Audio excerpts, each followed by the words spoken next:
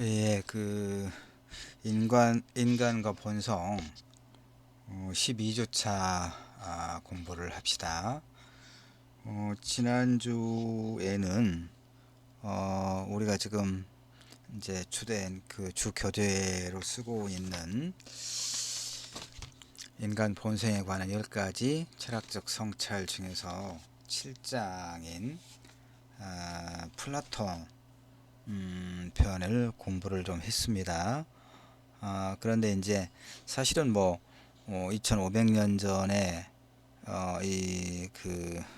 希腊의 철학자였던 플라톤의 어떤 사상이라고 하는 것을 한 주차 그 기간 안에 제대로 이해한다고 하는 것 자체가 사실은 이제 말이 안 돼요.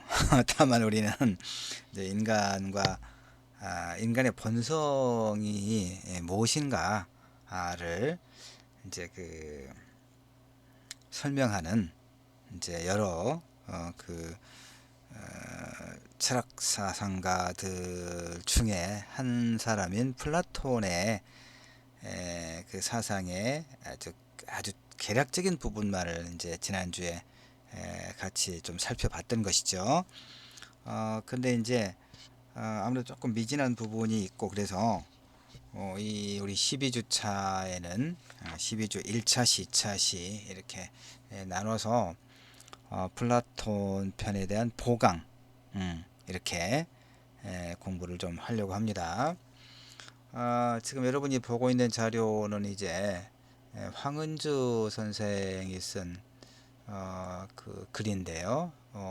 동서 비교문학 저널 2012년 봄호에 실린 글입니다. 플라톤의 동굴의 비유로 본 영화 매트릭스 그랬잖아요. 그래서 이제 자유와 진실의 의미를 다시 한번 살펴보겠다 이런 얘기입니다. 그러니까 지금 우리가 이제 지난 주차 11주차에 공부했던 플라톤의 그 여러 어떤 철학 사상이 있었잖아요. 뭐 이데아론이라든가 그 다음에 이제 이상국가라든가 이런 공부를 했었는데 그러면서 이제 이데아를 이제 설명하기 위해서 플라톤은 이데아론을 설명하기 위해서 이제 하나의 비유를 들고 있는 게 동굴의 비유예요. 그러니까 이것을 조금 더 설명을 한 다음에 그러니까 영화 매트릭스가 이 이제 플라톤의 동굴의 비유, 플라톤이 이데아론을 설명하기 위해서 생각한 이 동굴의 비유와 이 영화 매트릭스가 추구하는 것이 이를테면 매우 유사한 것이어서 그래서 이 황은주 선생은 그래서 이 플라톤의 동굴의 비유와 영화 매트릭스에서 되면 공통적으로 찾아볼 수 있는 주제를 자유와 진실의 의미가 무엇인가를 이제 중심으로 살펴보고 있는 거란 말이에요. 그래서 같이 이 자료를 좀 읽어가면서 또 필요한 설명을 중간에 해가면서 플라톤의 어떤 본성에 관한 인간의 본성에 관한 이야기를 이 자료를 통해서 쭉 좀 해 보려고 합니다. 12주차의 경우에는 우선 이제 조금 볼까요? 자료를 좀 넘겨 볼까요? 자료가 지금 분량이 많죠. 22페이지가 되고 그래서 내가 이제 쭉 한번 읽으면서 노란색으로 이렇게 형광펜으로 색을 칠해 놓은 거 있습니다. 이제 그걸 중심으로 이렇게 쭉 읽고 설명해 가면서 또 이제 보충해서 이렇게 채워서 여러분이 그렇게 어렵지 않도록 너무 어렵거나 이제 이론적인 것은 조금 생략을 하고 넘어가려고 합니다. 굳이 여러분이 이거 출력할 필요는 없습니다. 그냥 그 다음에 여러분한테 이제 좀 당부하고 싶은 게 있는데 우리 인간과 본성 수업만 그런 건 아니고 이제 다른 뭐 수업들도 보면 비대면 수업을 하다 보니까 여러 가지 이제 어려움이 있잖아요. 좀 답답하기도 하고 또 그 뭐 과제 폭탄 이렇게 이런 말도 하고, 이제 매번 강의를 듣고 나면 매 주차별로 듣고 나면 과목마다 뭔가 이제 일정한 과제를 내주고 그러니까, 그다음에 이제 하고 싶은 말이 뭐냐면, 지금 여러분 이렇게 그 이제 영상으로 이제 듣잖아요. 지금 음성으로 그 강의를 듣고 있잖아요. 그런데 또 이제 그러면서 그 강의 교환을, 수업 자료를 같이 이렇게 첨부해 놓죠. 그러니까 여러분이 그 두 가지를 다 봐야 돼요. 강의 교환만 보면 안 돼요. 왜냐하면 강의 교환을 기본으로 해서 교수가 뭔가를 설명하는 거죠. 그러니까 좀 더 중요한 게 뭔가, 그다음에 보충해야 될 것이 뭔가. 그러니까 이제 강의는 안 듣고 강의를 이렇게 시간만 가면 듣게 출석 체크가 되니까, 그냥 이렇게 딱 해놓고 강의 듣도록 이렇게 해놓고 뭐 다른 일을 하거나 그러면 힘들어져요.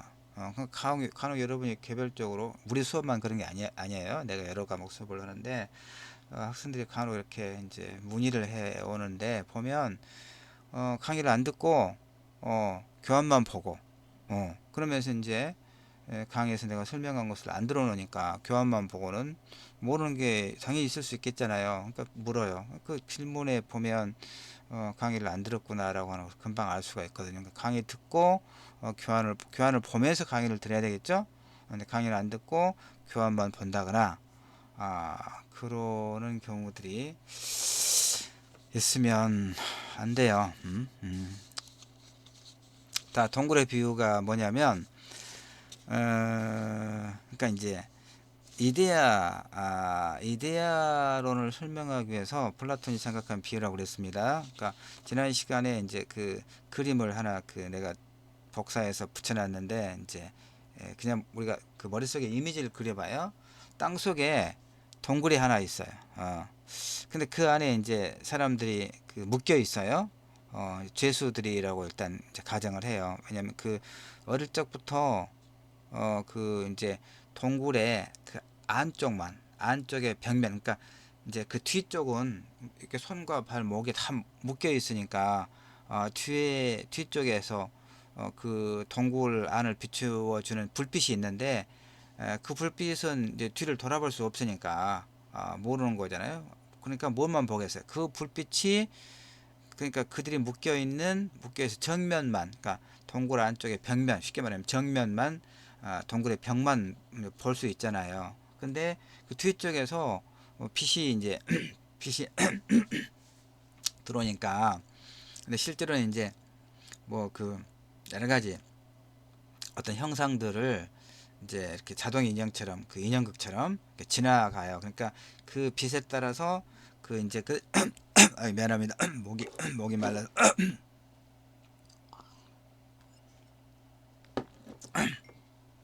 그래서 이제 그 이 동굴에 묶여 있는 사람들은, 의자에 앉아서 묶여 있는 사람들은 동굴의 벽만 바라보니까 그림자만 보이겠죠. 쉽게 말해서 그거예요. 뒤를 돌아볼 수 없도록 묶인 이 사람들은 자신들이 평생 보아온 것이 사실은 그 동굴 벽면에 비친 그림자에 불과하다는 사실을 알지 못하죠.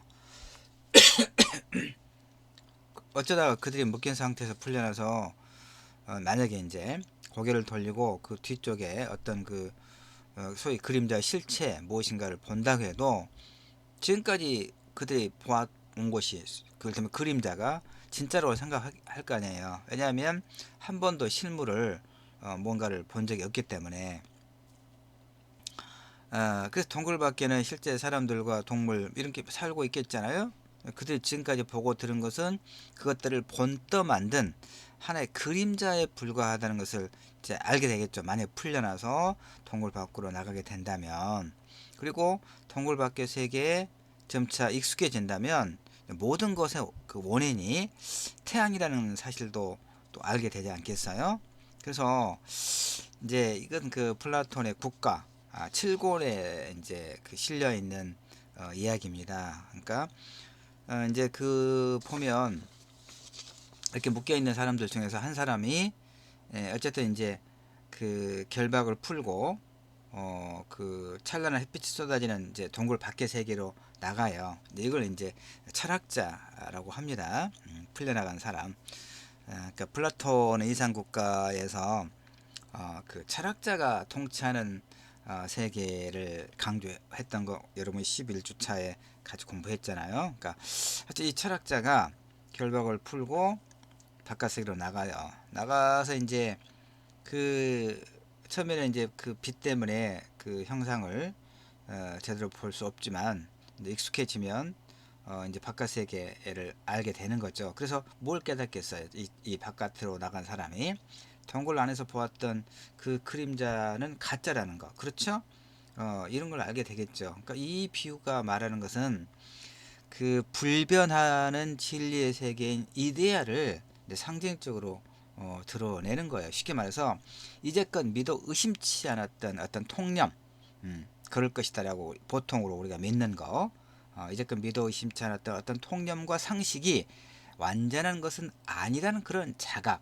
특히 이제 그 이 플라톤은 이성을 강조했단 말이에요. 감각적인 경험으로 아는 것이 아니라 이성을 통해서 아는 것의 중요성을 강조했던 사람이거든요. 그러니까 다시 말해서 이 동굴의 비유라고 하는 것은 지금껏 믿어 의심치 않았던 그런 통념과 상식이 완전한 것은 아니라고 하는 어떤 자각, 감각적으로 경험되는 세계에 대한 비판적 사유를 이제 강조하고 있는 거예요. 이것이 이제 이데아론을 그 불변한 어떤 거, 이 이데아론을 설명하기 위해서 플라톤이 생각한 이제 비유거든요. 자, 일단 그 정도 보고 또 밑에 설명을 하고 있으니까 쭉 가봅시다. 그래서 이제 그 이 글은, 이 황운주 선생의 글은 매트릭스, 요즘에 그 넷플릭스를 통해서 그 매트릭스 4까지 볼 수 있다고 얼핏 기사를 본 것 같은데 아직 그것까지는 내가 보지는 못했습니다. 어쨌든 이 1999년도에 그 처음 이제 매트릭스가 상영됐잖아요. 근데 이 매트릭스를 주제로 해서 현실과 가상현실의 관계를 알아보고 매트릭스를 파괴해야 되는 이유와 그 당위성을 통해서 이제 뭘 보자고 하는 겁니까? 예를 들면 자유와 진실의 의미. 예, 그러니까 이 황우주 선생은 이 글에서 자신의 글에서 영화 매트릭스의 주제와 관련해서 자유와 진실의 의미가 무엇인가? 근데 이것이 이제 이 영화 자체가 기본적으로 이 플라톤의 동굴의 비유에서 착상을 가져왔다. 그 다음에 그 어떤 비유하는 것과 그걸 통해서 이야기하려고 하는 주제의식이 매우 유사하다. 그래서 같이 묶어서 이제 보는 거예요. 알겠죠? 자, 왜 진실을 알아야 하는 것인가? 왜 진실을 참 어려운 문제입니다. 자, 일단 영화의 줄거리는 아까 설명했던 플라톤의 그 동굴의 이데아, 그러니까 동굴의 비유를 기본 모티프로 했다고 설명했잖아요. 여기서 또 설명하고 있네요. 그 동굴의 소위 그 비유를. 소크라테스는 조금 더 봅시다. 자료 보고 또 설명하죠. 소크라테스는 이제 동굴 안에 갇혀서 이렇게 그 몸을 이제 그 움직여서 뭐 옆이나 그 뒤를 볼 수 없게 고정된, 그래서 그 벽만 앞만 바라볼 수밖에 없는 수인들, 죄수들을 말합니다. 이런 존재를 가정한 거예요. 그래서 보면 이제 그 그림을 보면 그 이 죄수 수인들의 뒤쪽 천장에는 불이 타고 있고 이 불로 인해 생기는 사람들의 그림자는 이제 빛이 비친다고도. 그러니까 이게 이제 사람들마다 해석을 좀씩 달리합니다. 뒤에 여기는 지금 불이 타고 있다고 그러고, 어떤 사람들을 보면 그 아까 그 태양 빛이 이제 들어와서 뭐 빛이 보인다고도 하고, 불이든 빛이든 어쨌든 밝게 빛나는 것이고, 그 건너편에 이제 어떤 일정의 어떤 형상의 그림자를 비추게 하는 그런 역할을 하겠잖아요. 하여튼 이 핵심은 이 동굴에 갇혀 있는 이 사람들은 앞면에 이제 그림자만이 세상의 전부라고 이제 믿게 된다는 얘기입니다. 그래서 그 이제 아까도 설명했지만 그 중에 한 사람이 어쨌든 이렇게 풀려나서 동굴 밖에 나가게 됐다는 이야기죠. 그러니까 이 동굴에서 풀려난 수인은 동굴 밖에 나가게 되면 이제 그 빛의 세계에 눈이 아프고 또 육체적 정신적으로 고통을 겪지만 이제 이 눈이 빛에 적응하면 어떤 이제 현상이 일어나겠습니까? 그동안 볼 수 없었던 이 빛의 세계를 이제 경험하게 됐죠. 그 다음에 이제 중요한 게 뭐냐면 이 이제 이 수인, 여기서 또 철학자라고도 합니다. 이 사람이 동굴 밖에 나가서 어떤 세계를 경험했잖아요. 근데 이제 그 동굴 안에 있는 그 소위 동료들을 깨우쳐 주고 싶은 거예요. 그들에게 자신이 겪은 빛의 세계를 말해주고 싶어서 다시 동굴로 돌아가요. 이게 중요해요. 그래서 동굴로 되돌아가게 된 수인은 다시 눈의 고통, 캄캄하잖아요. 그래서 한번 빛의 세계에 익숙해진 눈은 동굴에서 적응하는데 이제 또 뭐 어떤 시간이 필요하겠죠. 그래서 이제 그 수인들에게 갇혀있는 죄수들에게 동굴 밖에 어떤 그 진실, 세계를 이렇게 말해주지만 이 사람들은 믿지를 않는 거예요. 알겠죠? 그래서 이제 그래서 플라톤은 결국은 소크라테스가 누굽니까? 플라톤의 스승이잖아요. 그러니까 이 소크라테스, 플라톤, 아리스토텔레스 이렇게 제자들이 넘어갑니다. 하여튼 플라톤은 그 소크라테스가 빛의 세계를 이해한 철학자의 역할을 비유하기 위해서 이 동굴의 비유를 이제 글라우콘에게 말하고 있다라고 이제 이 국가 플라톤의 그 책 국가 7장에서 이야기하고 있어요. 그래서 이제 이 글은 이렇게 동굴의 비유 중에서 한 가지 부분에 집중하려고 해요. 이를테면 이 죄인이 그 이제 동굴 밖에 나갔던 철학자, 이 사람이 모든 위험과 고통을 감수하면서 다시 동굴로 되돌아갔잖아. 이거. 그러니까 영화 매트릭스는 이 소크라테스, 플라톤의 동굴의 비유 구조를 그대로 따르고 있단 말이에요. 수인이 이 죄수가 동굴의 밖에서 실제를 경험하듯이 이 매트릭스 영화 속의 네오 역시 이 매트릭스를 벗어나서 현실을 직면하게 돼요. 그리고 매트릭스와 실제를 모두 경험한 뒤에도 매트릭스에 남아서 인간 배터리로 살고 있는 많은 사람들에게 진실을 알리려고 다시 매트릭스 안으로 들어가고 매트릭스를 파괴하려고 해요.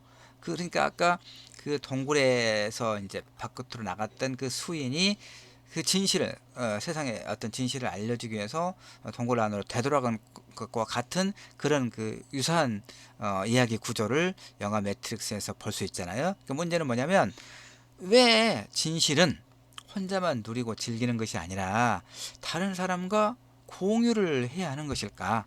또 하고 싶어 하는 것일까? 진실에 대한 욕구가 정신적, 신체적 고통을 넘어설 정도로 그렇게 강한 것이라면 이것은 인간의 본능인가? 하는 거예요.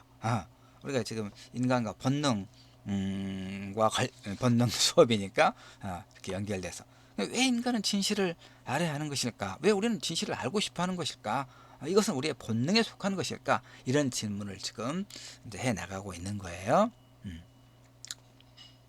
그러니까 그 이제 그러니까 선과 악, 그러니까 어떤 선한 영향력, 그러니까 득이 되면 어떤 선이고 해로면 악이라고 구분을 할 수 있잖아요. 근데 또 오히려 진실이 해가 될 수도 있죠. 그러니까 뭐 우리가 흔히 하는 말로 데카르트가 이야기했던 것처럼 아는 것이 힘이다. 이제 그런 말에 비유해서 모르는 것이 약이다. 이렇게 이야기하기도 하잖아요. 그렇게 보는데 어쨌든 이 매트릭스는 그 매트릭스 영화도 여러분이 이제 여기 이제 가면 줄거리가 좀 있으니까 봅시다. 하여튼 이제 뭐 그 시간이 한계가 있기 때문에 이걸 다 설명하기는 또 항상 그랬던 것처럼 못하고 좀 넘어가면서 합시다. 어쨌든 그 중요한 것은 매트릭스를 파괴하고 그 안에 있는 인간들에게 진실을 알리는 것이 과연 옳은 것인가? 일단 쾌락을 포기하면서까지 진실을 찾으려고 한다면 진실을 추구하는 것은 그 인간의 본능인가? 인간이 진실을 찾고자 하는 것이 만약 본능에 속한다면 그럼 또 모든 인간이 진실을 찾고자 하는가? 이제 이런 질문들을 쭉쭉 해볼 수 있다 이런 얘기입니다.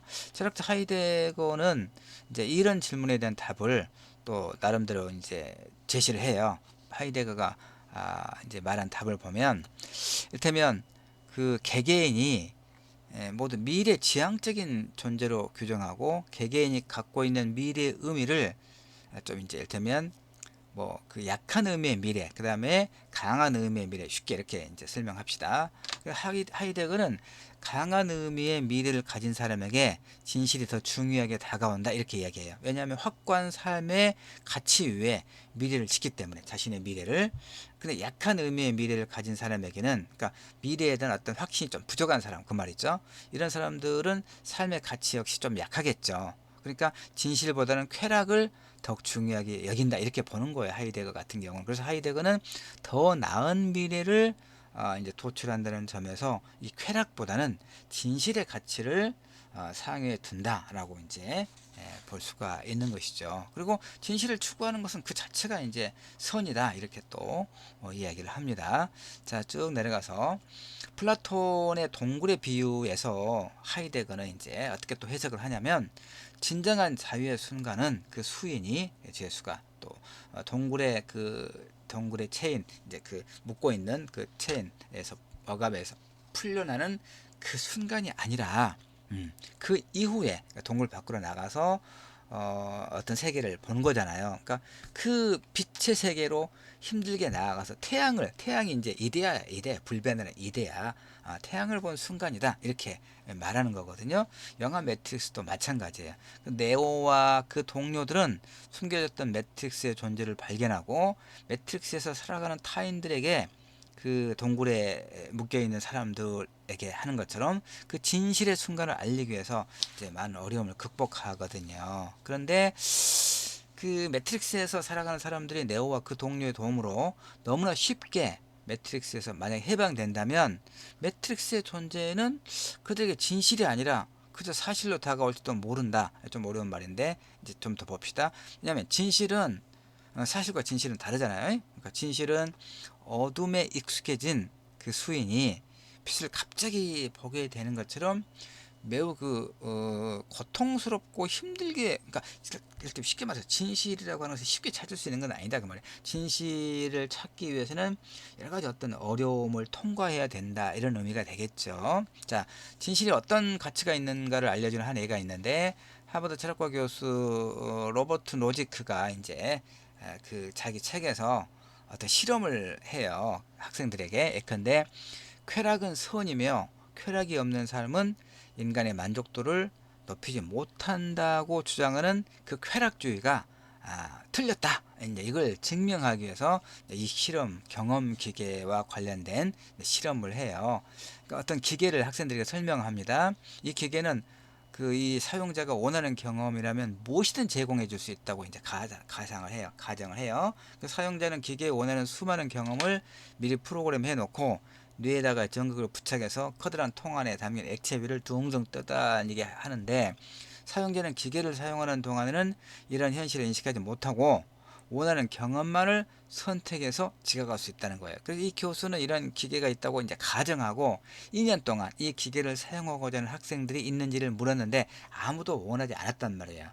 이 노지크 교수는 사람들이 이 기계 사용을 꺼리는 이유를 이제 세 가지로 설명합니다. 첫째, 사람들은 경험에 대한 기억을 갖기보다는 실제로 직접 경험하기를 원한다. 둘째, 사람들은 개성 있는 존재가 되고 싶어 하는데 이 액체 위에 떠다니는 인간은 어떤 개성도 없으니까. 셋째, 정신기기에 접속하는 것은 사용자가 자신이 만든 현실에 한정해서 경험하도록 만든다는 것이죠. 이런 이제 하여튼 이 경험 기계를 통해서 이것이 의미하는 것은 일테면 뭐냐면 가상세계를 경험하는 것에 대해 일반인들이 어떤 의견을 갖는지를 이제 알려주는다는데 일정하게 이 실험이 의미가 있다 이런 얘기인데, 이 영화 매트릭스는 경험기계라는 소재를 직접적으로 줄거리에 도입해서 액체에 둥둥 떠다니며 배터리로서 살아가지만 이를 인식하지 못하고 매트릭스에서 편안함을 느끼는 인간들의 모습을 보여주고 있는 거예요. 이 영화에서 가장 충격적인 장면은 뭐냐면 네오가 파란 약과 빨간 약 중에서 빨간 약을 먹고 이제 매트릭스에서 벗어나는 그런 장면이라고 말할 수 있거든요. 그러니까 이 노지크 교수의 경험기계를 연상시키는 끈끈한 액체가 담긴 캡슐에서 일어나서 머리 뒤에서 플러그를 뽑아버리잖아요. 이때 영화는 배경에 보이는 수많은 누이고치와 같은 그 통 속에 다른 인간들이 여전히 인간 배터리로 누워있는 장면을 보여주면서 아무리 행복과 쾌락이 있는 매트릭스라 할지라도 현실이 아니라면 가치가 없다는 주장을 하죠. 다시 말해서 액체가 담긴 캡슐에서 연명하는 수많은 인간들의 집합을 영화에서 생생하게 묘사하잖아요. 그렇게 함으로써 진실을 알고 진실의 세계에서 살아가야 하는 것이 왜 중요한가를 이야기하고 있다는 거예요. 음. 자, 자유와 쾌락이제 이 글에서 본래 이제 추구 찾아보고자 했던 본래 주제로 이제 좀 넘어옵니다. 1차 시 여기까지 하고 조금 쉬었다가 2차 시에서 계속 이어가면서 나머지 부분을 좀 설명하도록 하겠습니다. 아까도 얘기했지만 이 자료를 굳이 출력할 필요는 없지만 내가 형광펜으로 이렇게 칠해 놓은 거 위주로만 한번 쭉 읽고 또 그 내 강의를 좀 들으면 이제 플라톤의 동굴의 비유와 이 영화 매트릭스에서 말하고자 하는 것이 과연 무엇인가의 문제를 조금 더 뭐 그렇게 어렵지 않게 이해할 수 있을 것입니다. 자, 1차 시는 여기까지 마칠게요.